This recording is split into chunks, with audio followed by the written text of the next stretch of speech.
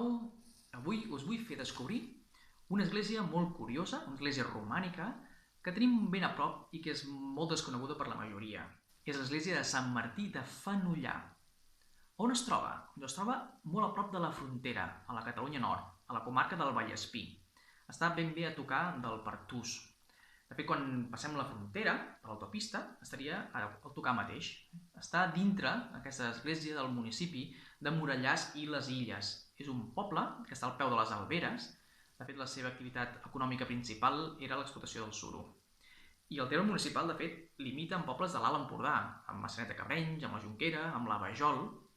Per la banda francesa, limita amb pobles del Vallespí, com la capital, Ceret. O, per exemple, amb Sant Joan de Pladecorts, un municipi que té un curiós llac on a l'estiu la gent s'hi banya i fan activitats aquàtiques. O limita amb el Boló. De fet, limita més amb el que seria els banys de Boló, les termes, que és un curiós balneari que està molt a prop de l'església que us vull parlar avui.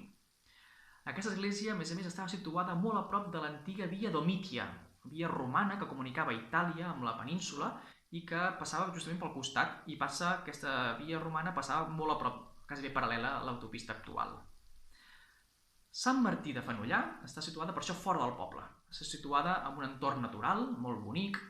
Està enganxada a una masia on es troba actualment l'oficina de visitants. L'església de fora, si us fixeu, no és molt destacada, és petita. Té la forma de l'absis, té la nau, té la porta al mur sud i un curiós campanar d'espadanya. És per això quan entrem a dintre que trobem el seu principal tresor, i és que a l'interior conserva unes pintures romàniques, les considerades les millors de tota la Catalunya Nord. Abans, per això, fixem-nos en la seva estructura. És una sola nau amb un absis quadrat, trapezoidal, orientat cap a l'est, amb una lleugera inclinació cap al nord. Això és molt típic d'esglésies preromàniques. En trobem exemples com a Catalunya, al Llenguadoc. A Catalunya tenim, per exemple, Sant Quirze de Pedret, que seria un altre exemple.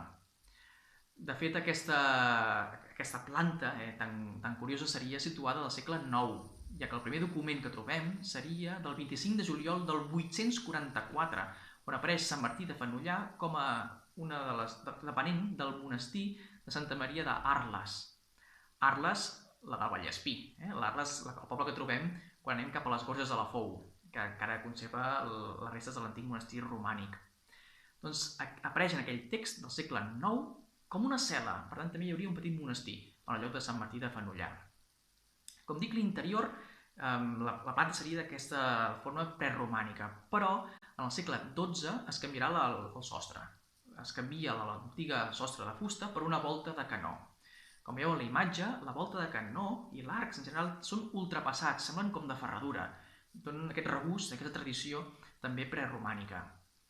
A la nau trobem un banc que dona la volta, és allà on s'hi ubicaven els fidels, i després l'arc triomfal separa del que seria l'absis.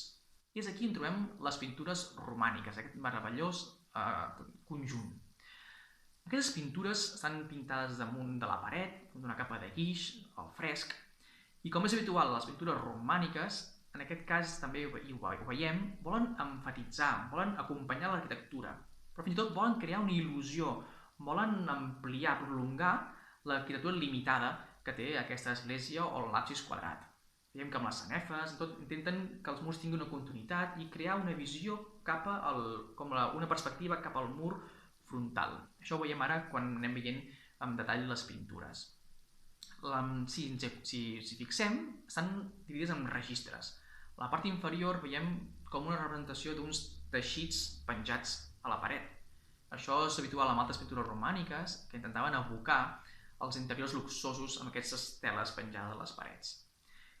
I després apareix el primer registre, que aniria d'esquerra a dreta, i trobaríem que hi ha una representació del que seria la vida de Jesús a la seva infància. Començaria la imatge amb l'Anunciació, on veiem l'arcàngel Gabriel amb la mà anunciant a Maria, que rep el missatge amb la típica representació amb la mà al pit. Després trobaríem la Nativitat, on veuríem Sant Josep, és una imatge curiosa, on veiem Sant Josep al mig i dos llits a banda i banda.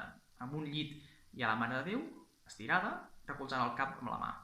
I a l'altre apareix el nen Jesús, quasi bé com un adult, amb el bou i la mula. I acaba aquest registre amb un àngel els pastors han desaparegut, això seria l'anunci dels pastors. A l'altra paret trobaríem el que seria l'Epifania, els 3 reis mags que van adorar el nen Jesús, que apareix sota l'estella d'Orient. Els 3 reis mags apareixen gairebé agenollats, entregant els seus presents, que és una representació molt simbòlica en l'època medieval, que representarien les 3 naturaleses de Crist. La de rei, amb l'or, la de Déu, amb l'encens, i la humana amb la mirra. La representació acaba, aquest registre, amb els reis marxant amb els seus cavalls cap als seus països d'origen. Totes aquestes imatges apareixen en un text en llatí que les descriu. Canviem de registre, separat per unes sanefes, amb el registre superior, on apareix una imatge molt curiosa, molt ben conservada, que són els 24 ancians de l'Apocalipsis. Estan representats gairebé tots igual, i amb el que us deia abans, amb la idea de dirigir la nostra mirada, tots miren cap al mur frontal. Tots són gairebé iguals, però canvien els seus barrets o la manera en què s'objecten el que porten a les mans. Porten un llaüt, un instrument, amb una mà, i a la dreta porten una copa d'or on, segons diuen les escriptures, o l'Apocalipsi, portaven que serien perfums per adorar l'anyell. Aquests encens estan sobre d'un fons que simula un marbre. Finalment trobem a la part de la volta la típica representació del Pantocràtor. Està dintre Crist entronitzat, amb les escriptures i amb la beneint, un Crist jove, representat aquí, dintre del que seria la mandorla o l'ametlla mística.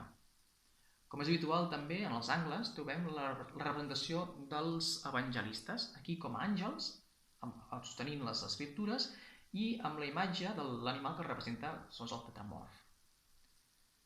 Acabaria el conjunt amb el mur frontal, on apareix la imatge segurament de la Mare de Déu com a forma d'orant, a dintre d'una mandorla quadrada, curiosa, i amb 2 àngels a banda i banda. Lamentablement, aquesta part de frontal va quedar molt malmesa perquè posteriorment es va obrir aquí una porta per fer que la gent entrés per aquí i es va canviar l'orientació de l'església, col·locant l'altar a l'altre mur. Per tant, es va malmetre molt l'església. I és que Sant Martí de Fenollar va acabar sent abandonada, va acabar sent dependències agrícoles fins al 1953. Uns 10 anys després comença la seva restauració. Van haver de baixar 1 metre al terra fins a arribar als nivells originals i van posar en valor aquestes magnífiques pintures del segle XII que realment, com us dic, fa que sigui un conjunt de visita obligada. I, com us dic, és força desconegut, però, com us dic, es considera les pintures romàniques més importants de tota la Catalunya Nord. Espero que us hagi agradat descobrir aquesta petita església i ens veiem ben aviat en altres vídeos. Fins aviat!